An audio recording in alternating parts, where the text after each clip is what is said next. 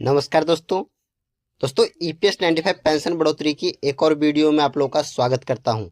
दोस्तों आज का ये वीडियो बहुत ही ज़्यादा इम्पोर्टेंट होने वाला है आप सभी पेंशनरों के लिए। दोस्तों क्या मई 2025 में न्यूनतम पेंशन को लेकर कोई बड़ी खुशखबरी आने वाली है?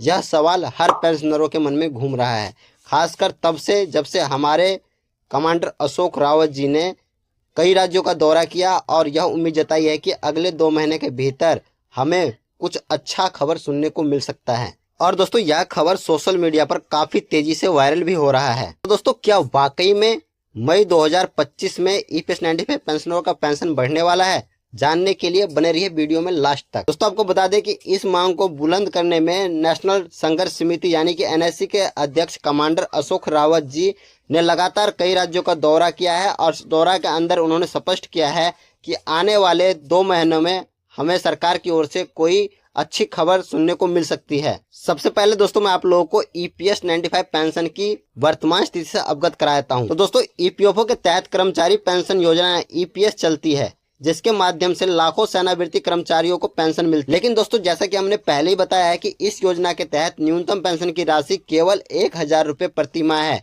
जिसे 2014 में निर्धारित किया गया था। आज के समय में 1000 रुपये की पेंशन से रोजमर्रा की जरूरतें पूरी करना लगभग असंभव है।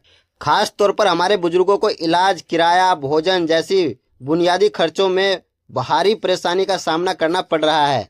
दोस्तों देश भर के ईपीएस पेंशन धारकों और मजदूर संगठनों ने लंबे समय से केंद्र सरकार से पेंशन बढ़ोतरी की मांग की है। न्यूनतम पेंशन बढ़ाकर 7500 रुपये किया जाए।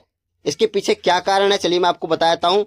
महंगाई में भारी वृद्धि, 2014 से लेकर 2025 तक महंगाई दर में लगभग 2 गुनी वृद्धि हुई है। ऐसे में 1000 की पेंशन का कोई महत्व नहीं रह जाता। जीवन यापन की लागत अवस्था में रहने वाले लोगों के लिए 1000 रुपये में गुजारा करना असंभव है। स्वास्थ्य के खर्चों में बढ़ोतरी, बुजुर्गों को लगातार दवाई और इलाज पर काफी पैसे खर्च करना पड़ता है। एक सरकारी संगठन ने सेवानिवृत्ति हुए व्यक्ति जिन्हें ईपीएस के तहत केवल 1000 पेंशन मिलती है, उसके पास आय का कोई साधन नहीं होता। इलाज के लिए भी उन्हें अपने बच्चों पर निर्भर रहना पड़ता है।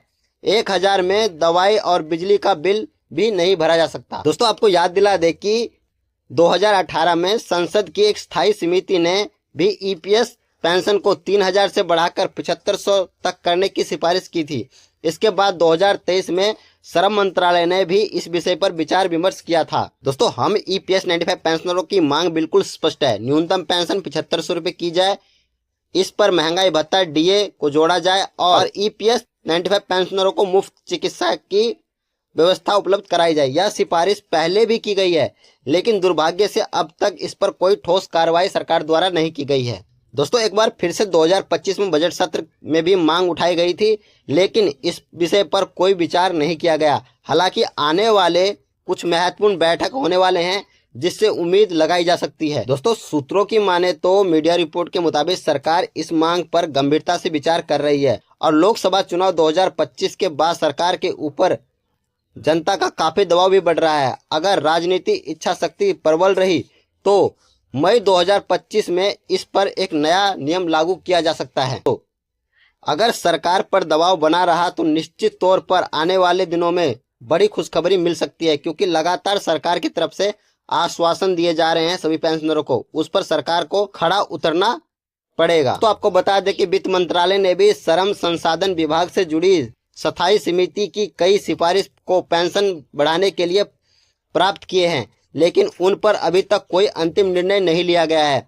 हालांकि हाल ही के दिनों में ईपीएफओ के समक्ष आंदोलन और प्रधानमंत्री जी को ज्ञापन सौंपने का कार्यक्रम हुआ, उससे सरकार पर दबाव बढ़ना स्वाभाविक है और निश्चित तौर पर यह उम्मीद भी की जा सकती है कि दिए गए 2 महीनों के समय में सरकार कोई बैठक करके बड़ी खुशखबरी 95 पेंशनरों को दे सकती है। लेकिन दोस्तों इसके लिए जरूरी है कि सरकार पर लगातार पत्रों के माध्यम से दबाव बनाया जाए, क्योंकि दोस्तों बीच में अगर हम सुस्त पड़ जाएंगे तो सरकार इसको भूल जाएगी। तो दोस्तों ये वो खबर थी जो सोशल मीडिया पर काफी तेजी से वायरल हो रही थी।